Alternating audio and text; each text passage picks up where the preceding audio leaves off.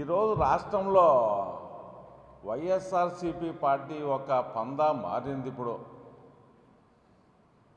గతంలో మనము రాజ్యాంగాన్ని పరిరక్షించకుండా, ప్రజాస్వామ్యాన్ని బతికించకుండా, రాష్ట్ర ప్రయోజనాలు కాపాడకుండా దాదాపు 4 కోట్ల మంది జనాభాను రాసి రంపాన పెట్టామే. అందుకే ఈ రాష్ట్రంలో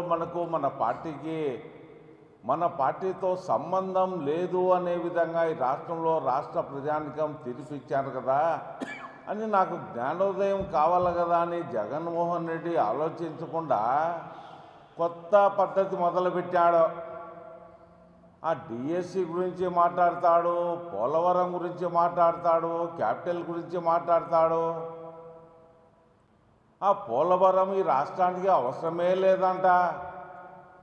పోలవరం అవసరం లేదు అనే మాట చూస్తుంటే గతంలో వాళ్ళ మీద అరాచకం చేసిన మాట వాస్తవం అనేది బాగా తేటతెల్లమైపోయింది.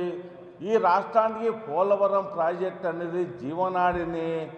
ఆ 7 ముంపు మండలాల్లో ఈ రాష్ట్రంలో బాబు గారికి సపోర్ట్ చేస్తే పోలవరం పూర్తవుతుందని, తద్వారా నారా చంద్రబాబు నాయుడు గారికి మంచి పేరు వస్తుందని నువ్వు ఆ పోలవరాన్ని అడ్డుపడేదానికి ఈరోజు పోలవరమే అవసరం లేదంట. మరి ఈరోజు రాజధాని గురించి కూడా మాట్లాడతావు. అయ్యా, రాజధాని అనేది రాజ్యాంగంలో ఎక్కడా లేదు అని నువ్వే అంటావు.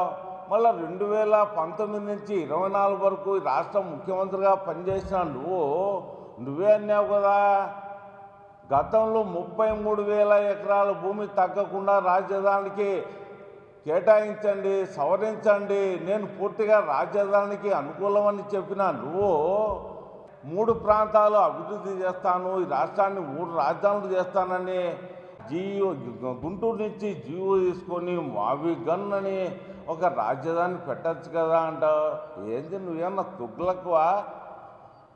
బాడీ ప్రజెంట్ మైండ్ అబ్సెంట్ లాగా ప్రవర్తిస్తున్నావు ఈరోజు రాష్ట్రంలో. నీవు అది మంచిది కాదండి. జగన్ రెడ్డి గారు, అధికార పార్టీ వాళ్ళు అనవసరంగా జగన్ రెడ్డి గారి మీద నిందలు మోపుతున్నారని, ఆ మహతల్లి పేరు ఏందో మర్చిపోయినాను కానీ ఆమెకు తెలుసో తెలీదో 10 లక్షల కోట్ల రూపాయల అప్పు చేసి రాష్ట్రంలో ఏ ఒక్క రాజధాని కట్టకుండా, పోలవరాన్ని టచ్ చేయకుండా 10 లక్షల కోట్ల అప్పు చేశాడమ్మా.